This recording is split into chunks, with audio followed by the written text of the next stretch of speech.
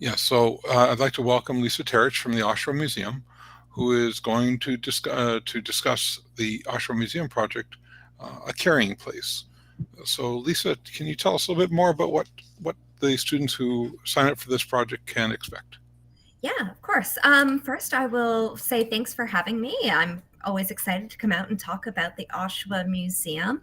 In case you folks haven't been to the museum before, which if you haven't, that is okay. You would be in the majority. If I had a nickel for every single time I've heard, oh, I didn't know Oshawa had a museum, or I've lived here all my life and I've never been. I mean, I wouldn't be able to retire, but I'd have a lot of nickels. So the Oshawa Museum, we're located in Oshawa's Lakeview Park, which is at the very bottom of Simcoe Street. You take Simcoe Street south all the way to the very end. There's a beautiful lakefront park there. And within the park are three historic houses, and those houses are the Oshawa Museum. We use those houses to tell the history of the city from the earliest Indigenous inhabitants all the way to present day. So we are covering quite a bit of history. And in one of the houses, we have a permanent exhibit, a feature exhibit called A Carrying Place. And it looks at the story of the Indigenous peoples who have called this area home. We're really excited about the project that we've been able to work with your professor and develop. The idea is to introduce you to this exhibit. We get to talk a little bit about some of the peoples who have called this area home. The earliest known inhabitants were here over 600 years ago. So really that's kind of one of the big focuses of this exhibit. And when you come to the museum, not only are you going to be able to come and learn and see these objects that are over 600 years old. You'll get to learn a little bit about how we know what we know about the group of peoples who lived here many years ago. You get to see a little bit about the Indigenous community in Oshawa today. And we've got some hands-on components as well. And this isn't always something that people get to see when they come to the exhibit, if you were to just drop in, what have you. But we have some artifacts where we will actually bring them out, and you students will be able to get your hands literally on something that is over 600 years old. We will have just some questions which will help kind of guide some of your thinking in regards to handling these objects, different things to keep in mind when you do come. But in a very, very big nutshell, that's what we've kind of partnered and developed in terms of this experience. Thanks, Lisa. That's so terrific. I think it's really amazing that when Oshawa was created, founded, settled, uh, that no one no one really knew of these indigenous villages that they were building on top of until we got to the point where we started excavating areas um, and I know this happened long before you joined the museum, but there must be some really interesting stories about the oh my God experience. we just discovered another village.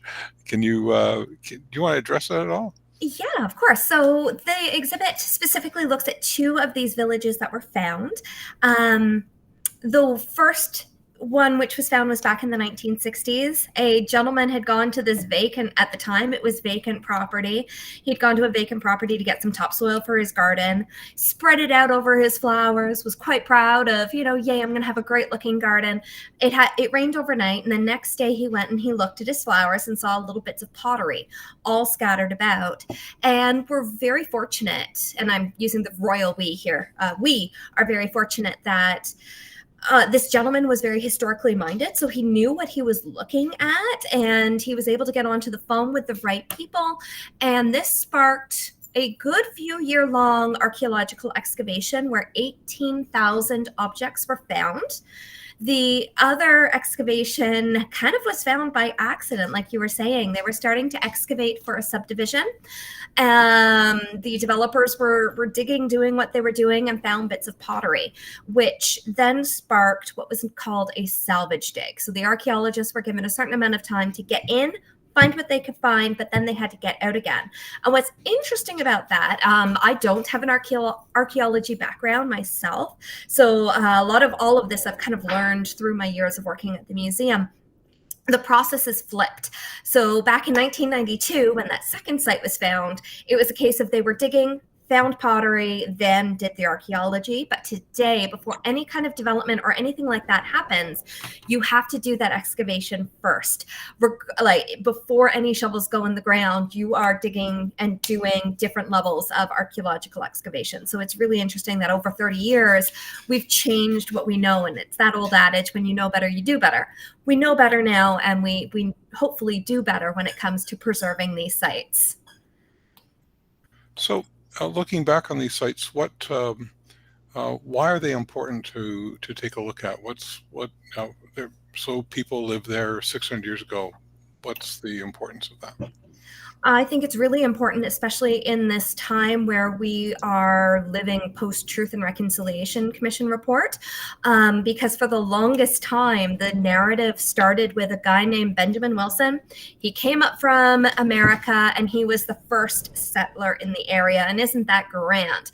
But by starting our history that way, we are essentially eliminating peoples who have lived on this land, who have called this area home since time immemorial. And it's a very colonial way of approaching history. So it's for us really important that we are challenging that colonial narrative. We don't start with Benjamin Wilson. Benjamin Wilson just happened to be the first land squatter, is what we're kind of calling him a little bit because he came up, he's like, this looks like a great place. And he just said, I'm here now. He then wrote to all of his friends down in America. If you're hearing a squeaking sound, I'm sorry, it's my dog trying to get my attention. He then wrote to all of his friends in America and was like, this is great up here. You all need to come too. So it's really, to get back to the crux of the question, it's really important so that we are challenging the traditional way of stories being told, and especially post-Truth and Reconciliation, it helps us gain an appreciation of where we are. I'm not sure if this is the case in university, but I know elementary school, high school, they all start with a land recognition. So it's giving a little bit of meaning to that land recognition. It helps put it into some context when you can actually see the physical evidence of the land where we are. Very good. Okay, thank you. Does anyone else have any questions for Lisa about this project? Hey, Abdullah, welcome. Any questions about this project? Okay. So like with all the projects, I think this project is now live and ready to go. So there is a asynchronous self-paced Nearpod for you. Thanks, Lisa. For you to take a look at and finish. And then the actual experience at the museum will be on Tuesday, March 5th at 2 o'clock in the afternoon. And interestingly enough, the Islamic Culture project is 10 a.m. to 1 p.m. So you could literally get both projects done in one day if you're free that whole Tuesday by doing the Islamic Culture project at 10 o'clock in the morning, and then just continuing on down Simcoe Street a little bit further to the Oshawa Museum. They're very close to one another, within, I don't know, 3 minutes of driving, maybe more like 5 minutes of driving. Yeah.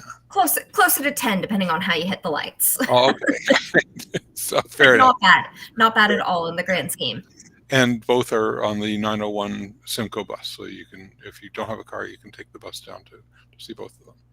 Okay.